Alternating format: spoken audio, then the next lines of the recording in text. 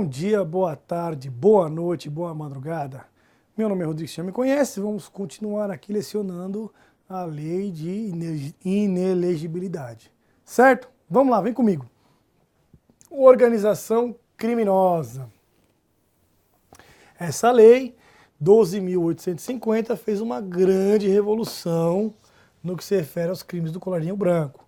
Então, só para a gente entender, se você for condenado numa lei de organização criminosa, você é inelegível, certo? Vamos lá. Considera-se organização criminosa a associação de 4 ou mais pessoas estruturalmente ordenada, caracterizada pela divisão de tarefas, ainda que normalmente com o objetivo de obter, direta ou indiretamente, vantagem de qualquer natureza mediante a prática de infrações penais, cujas penas máximas sejam superiores a 4 anos, que sejam caráter transnacional, ou que sejam caráter transnacional. Exemplo, o que fizeram na Petrobras. Meu Deus do céu, o que fizeram na Petrobras é igualzinho uma horta, sabe uma horta? Onde vem uma nuvem de gafanhoto e acaba com a horta. Foi o que foi feito exatamente com a Petrobras, tá? Uma organização criminosa se instalou lá para financiar partidos políticos e campanhas políticas. Isso não sou eu que estou dizendo, tem um caminhão de colaboração premiada, a gente vai ver isso daí. Vem cá. O que é organização criminosa? Promover, instituir, financiar ou integrar pessoalmente ou por interposta pessoa organização criminosa. Reclusão, pena 3 a 8 anos e multa. Sem prejuízo às penas correspondentes às infrações penais praticadas. Olha aqui o que aconteceu com o nosso querido e amado Delcídio. Delcídio do Amaral. Olha o que ele aprontou. Olha só o que ele fez aqui. Nas mesmas penas, incorre quem? Impede. Ou de qualquer forma embaraça a investigação de infração penal que envolva organização criminosa. Foi o que ele fez. Ele chegou lá, o filho do Nestor Severo, que era o diretor da área internacional, botou 3 celulares, botou um celular aqui no bolso, um celular aqui, pá. Aí foram revistar, tiraram 2 celulares dele, tinha mais um. E aí o nosso que falou, né, o nosso querido Delcídio falou, eu vou falar com o Toffoli, eu vou falar com o Gilmar, eu vou falar com o Michel, bravateou, né, bravata. Para você pegar e mandar o cara para fora do país, seu pai vai para fora, eu vou te dar 50 pau por mês, babá. Falou tudo isso daí. E o cara escutou tudo. Tanto é que ele foi preso em flagrante. Ele tentou embaraçar. Tanto é que ele foi preso e fez colaboração premiada. Deu com a língua nos dentes. Entendeu? Por quê? Porque ele sabia que ele ia ser condenado. Não há nada de ilegal naquela gravação. Nada. Ele se aquilo ali é uma gravação, uma escuta telefônica. Não foi interceptação telefônica de ordem, não precisa de ordem judicial para eu gravar. Estou gravando aqui, você está falando comigo, estou gravando no meu celular. Não, foi legal. Tanto é que ele deu com a língua nos dentes, certo? Foi lá, pá, foi o que ele fez. Se você for, tanto é que ele foi cassado.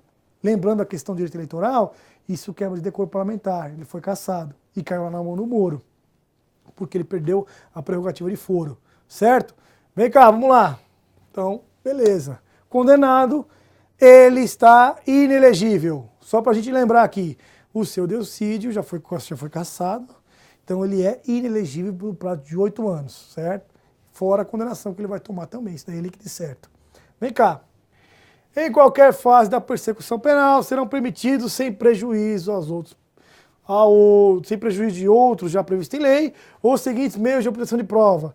Colaboração premiada. Vem cá, não vamos destrinchar isso daí, que é uma lei muito grande, mas vamos falar o principal, para que todo mundo entenda o que é colaboração premiada, uma grande dúvida e tal. Se você for condenado na organização criminosa, você se torna inelegível. Vem cá, só para você entender.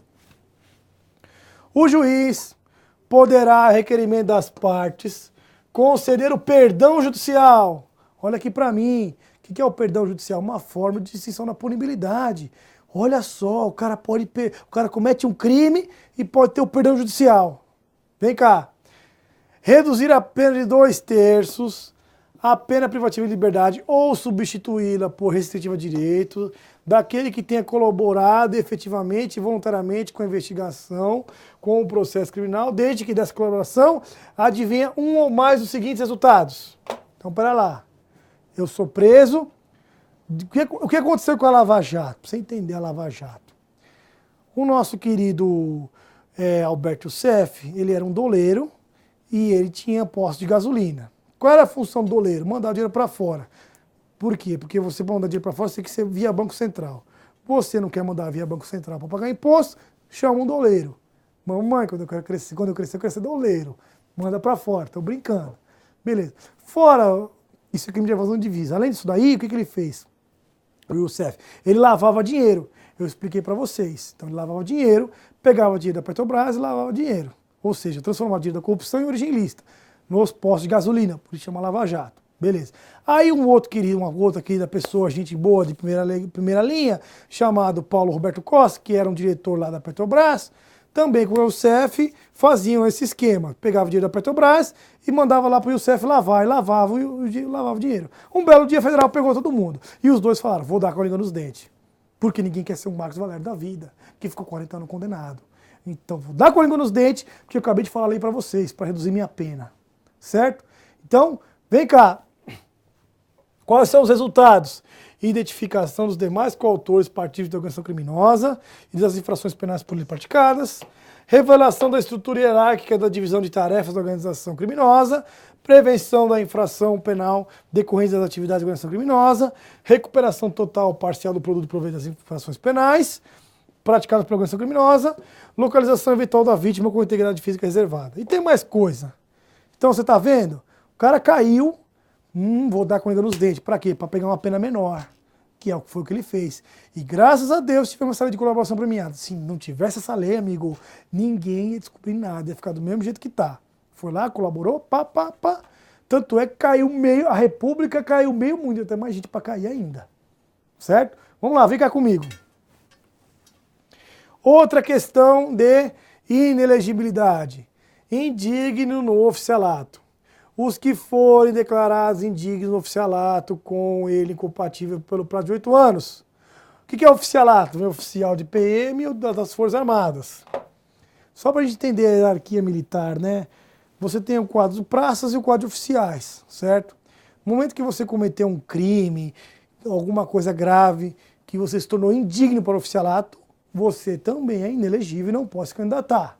Vem cá comigo, olha só. Indignidade para oficialato. Fica sujeito à declaração de indignidade oficialato ou militar condenado qualquer que seja apenas os crimes de traição, espionagem, cobardia ou em qualquer dos casos definidos do 161, 235, 240, 242, 243, blá, blá, blá, blá, blá, blá. Vem cá. Tem curiosidade? Vai lá no Código Penal Militar e veja o que é indignidade para oficialato. Vou dar um exemplo aqui para você ver o que é. Vem cá. Subtrair coisa alheia móvel para si ou para outrem mediante emprego. Isso daqui é aqui 1940, né, o código. É antigo pra caramba. Ou ameaça de emprego, de violência com outra pessoa depois de havê-la por qualquer outro meio reduzida a possibilidade de resistência. Reclusão 4 a 15 anos. Na mesma pena incorre quem, em seguida a subtração da coisa, emprega ou ameaça empregar violência contra a pessoa a fim de assegurar a impunidade de crimes de detenção, coisa para si ou para outra. Vocês viram o que é indignidade? O militar vai roubar alguém, isso é algo gravíssimo. Ainda mais roubar dentro da corporação militar. Então vai para a rua, além do que ele se torna inelegível, certo? Vamos lá, vem. Amigo. Rejeição de contas. Os que tiverem suas contas relativas ao exercício de cargos ou funções públicas rejeitadas por irregularidade insanável, que configure ato doloso de improbidade. Vamos entender isso daqui. O legislador... Essa daqui é uma história interessante, né, cara? Por que está essa crise toda? Nós temos uma matriz política, vamos pegar uma matriz econômica, né? Não vamos aqui aprofundar, mas eu quero que você entenda. Como é que é feito as políticas econômicas? Política fiscal, política monetária, política cambial. Vamos ficar na política fiscal. Política fiscal é o gasto público, certo? o gasto público. Ora, o presidente da República, o governador do estado, o prefeito, não pode gastar do jeito que ele quer, a forma que ele quer. Tanto é que tem um orçamento participativo na lei de responsabilidade fiscal, onde todo o gasto público é debatido no orçamento. Todo mundo aprova o plano plurianual, lei de exercício orçamentário, lei orçamentária anual, vamos aprovar e vamos ver onde nós vamos gastar, certo? Isso é um bem jurídico. Tanto é que se você pegar o artigo 359A e o 359C do Código Penal, está lá.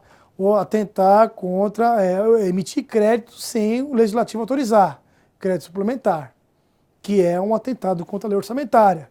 O que é a lei orçamentária? É uma peça contábil onde tem receita e despesa. Então você arrecadou X valor e você vai gastar X valor em tais lugares, saúde, educação, segurança, etc, etc.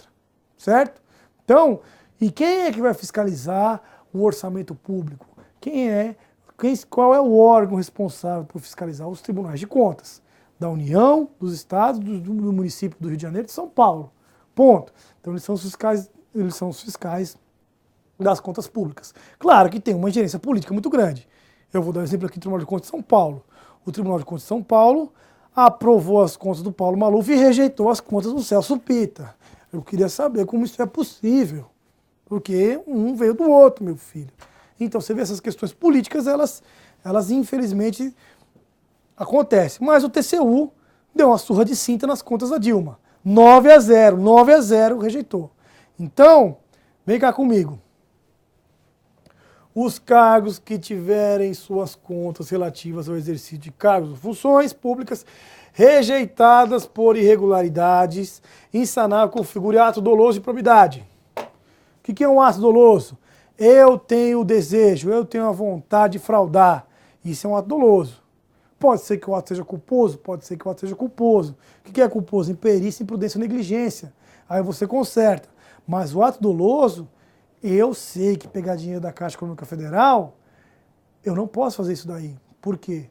Porque a lei de responsabilidade fiscal proíbe que o controlador, a União, pegue dinheiro do banco público. Só que eu vou lá e fiz, tanto é que o gráfico fez assim com o gráfico. Eu peguei 70 bi para fazer isso, 50 bi. Ora, isso não é um ato doloso de improbidade? Claro que é. Sabia que não podia. Entenderam? Vem cá.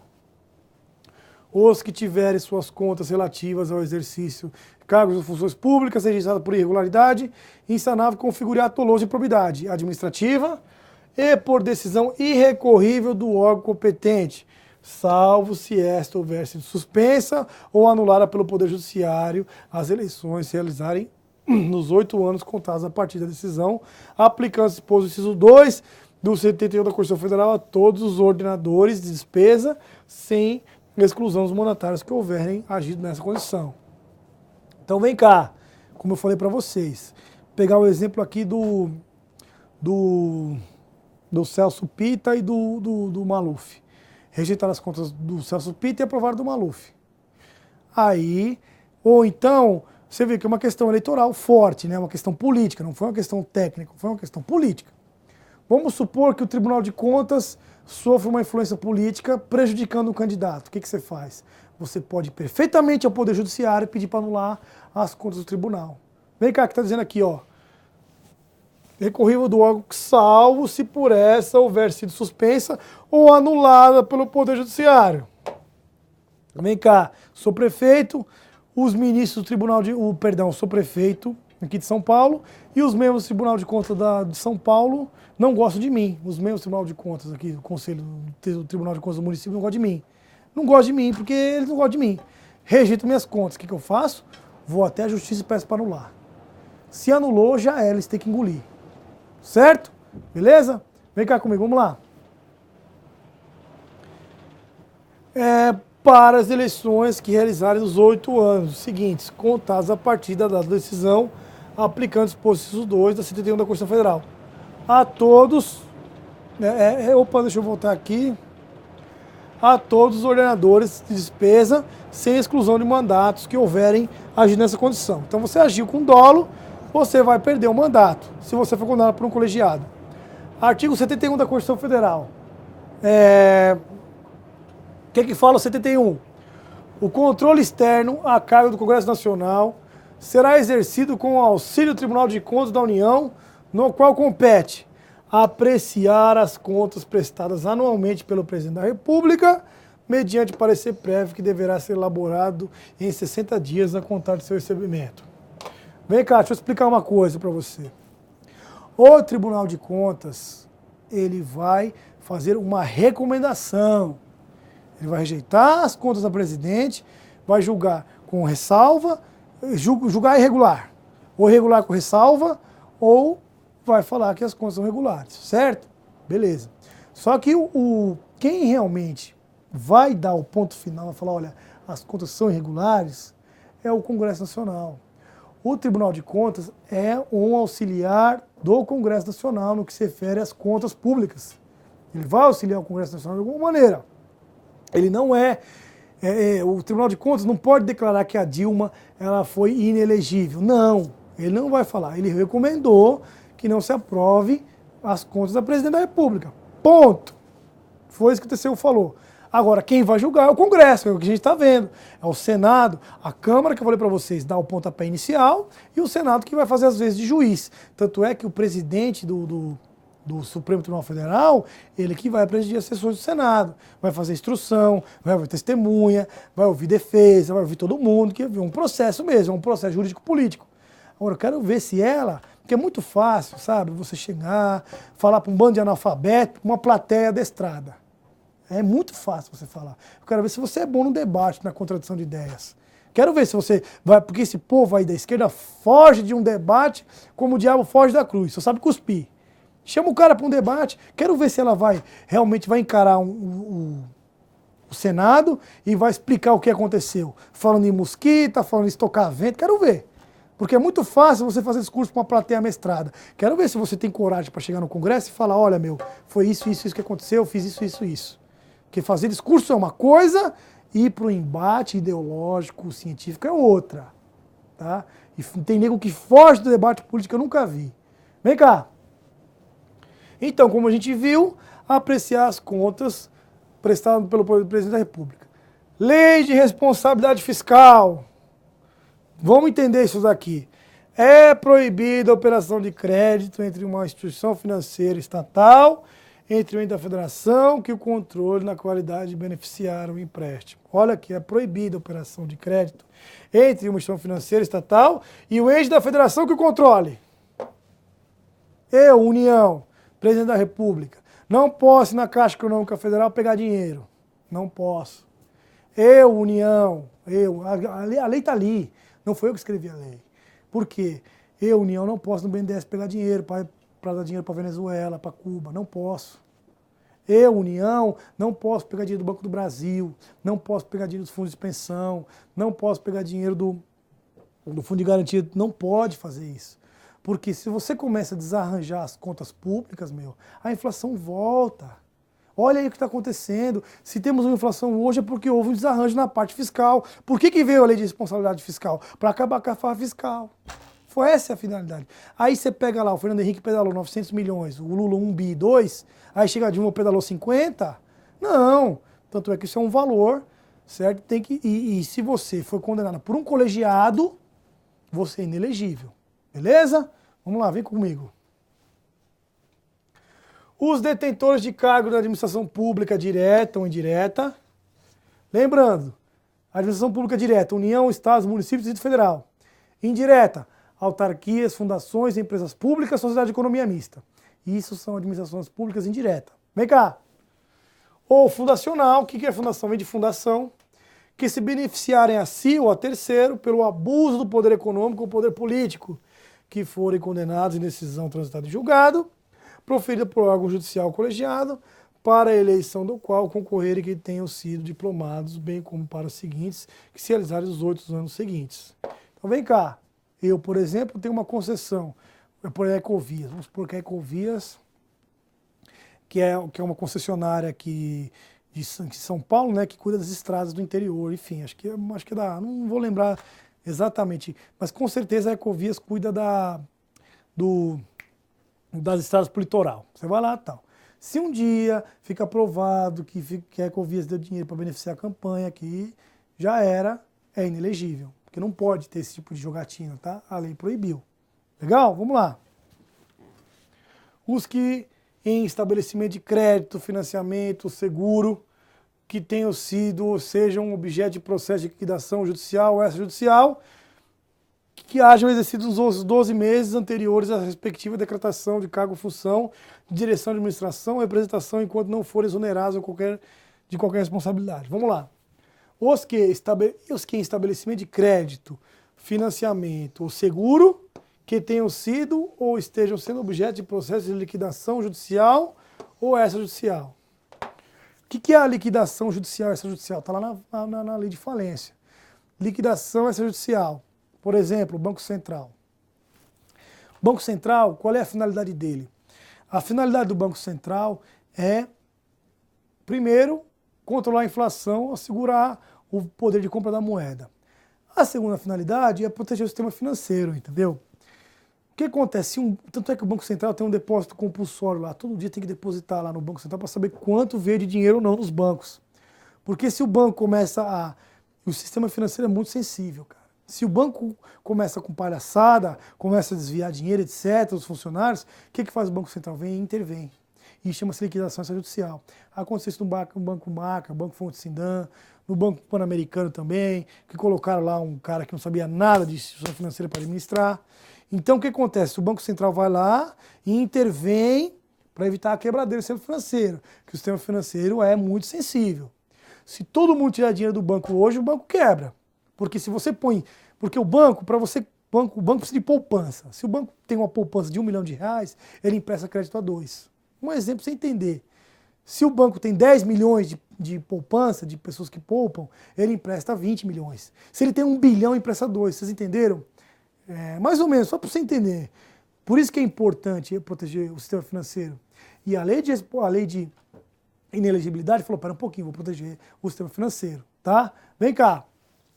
Então, os que em estabelecimento de crédito, financiamento seguro, que tenham sido, que estejam sendo objeto de processo de liquidação judicial ou extrajudicial, que hajam exercido nos 12 meses, rapidinho, liquidação judicial, ou seja, aquela questão que eu falei para vocês da falência. A falência é o ato pelo qual você entra como patrimônio no devedor para poder garantir os credores, certo? Se você faliu, infelizmente você não vai poder ter a condição de ser eleito. Vamos lá. Nos outros 12 meses anteriores à respectiva decretação do cargo ou função, de direção, administração ou representação, enquanto não forem exonerados de qualquer responsabilidade. O que a lei fala? Você tem que provar, você foi exonerado da responsabilidade, então você pode ser eleito. Você tem a condição de elegibilidade, caso contrário, não. Certo? Vamos lá, vem. Ótimo. Os que forem condenados em decisão transitada em julgado ou proferida por órgão colegiado da Justiça Eleitoral, por corrupção eleitoral, captação ilícita de sufrágio. Veja, captação ilícita de sufrágio. Pega lá, o cara é o seguinte, eu vou te dar um sapato, se você voltar em mim, eu te dou outro sapato. O cara vai pra rua. Se ficar aprovado isso daí, infelizmente é muito comum essa prática nas cidades do interior, principalmente, sabe? Prefeito. É comum o cara dar presentinho para votar. Se o Ministério Público Eleitoral for para cima e investigar, o cara perde abuso do poder político e econômico, comprovado, já era, fica inelegível. Vem cá. Corrupção eleitoral, captação, doação, captação de gastos ilícitos de recursos, de campanha ou por conduta vedada dos agentes públicos. Olha só, captação ou gastos ilícitos de recursos em campanha. Vem cá, meu amigo, a Petrobras abasteceu campanha de muita gente. Tem uma ação de impugnação de registro de candidatura no TSE. Se o TSE manter a jurisprudência dele, ou seja, a chapa cai, se cair a chapa, novas eleições. O Temer também vai embora. Por quê? Porque presidente e vice. Já está provado. Aliás, o próprio Gilmar Mendes já falou que todas as provas colhidas na Lava Jato vai para o TSE. E se manter a jurisprudência do TSE, o Temer também vai cair. Tá? Por isso que eles estão... A defesa é separar, né, a chapa da presidente e do vice. Legal? Vamos lá. Campanhas eleitorais que impliquem na cassação do registro ou diploma pelo prazo de 8 anos a contar da eleição. O presidente da República, o governador de estado e do Distrito Federal, o prefeito, os membros do Congresso Nacional, das Assembleias Legislativas, da Câmara Legislativa, das câmaras municipais, que renunciarem seus mandatos desde o oferecimento de interpretação ou petição capaz de autorizar a abertura do processo por infringência disposta à Constituição Federal, à Constituição Estadual, Lei Orgânica do Distrito Federal ou a Lei Orgânica do município, para as eleições que se realizarem durante o período remanescentes do mandato pelo qual forem eleitos, nos 8 anos subsequentes do término da legislatura. Eu acho que isso daqui foi um avanço, vários avanços. A lei da ficha limpa aqui foi maravilhosa, cara, porque teve... O que acontecia? O cara chegava lá, tinha um processo de ética no Senado ou na Câmara dos Deputados, certo? Beleza, instaurou o processo de ética contra o cara. O que acontecia? Quando estava chegando para votar, porque a cassação do deputado tem que ser pelos seus pares ou pelo Senado. Todos os seus pares votam contra ou a favor no plenário. Quando o cara via que ia para o plenário, ele renunciava. E aí o que acontecia? Parava tudo, bonitinho e tal. Aí na próxima eleição ele vinha. Infelizmente, isso era muito comum. Hoje, graças a Deus, primeiramente, mudou. Eu, por exemplo, Eduardo Cunha, por que ele estava... Ele manipulou o tribunal, o processo dele no Conselho de Ética. Não sei o que estou falando, é o STF.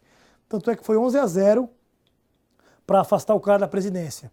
Isso é inédito, porque é muito difícil um poder se ingerir no outro.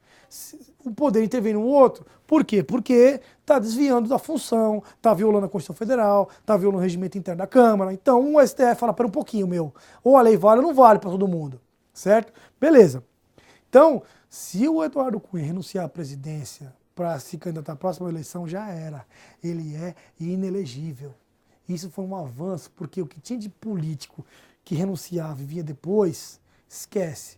Hoje parou. Renunciou por causa de processo de conselho de ética, já era você inelegível. Vem comigo, vamos lá.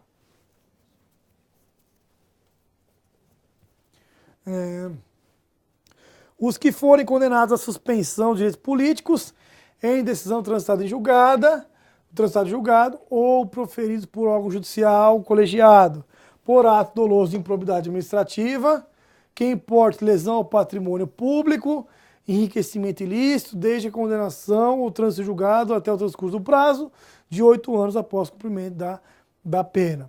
Então, olha só, suspensão, colegiado e improbidade administrativa.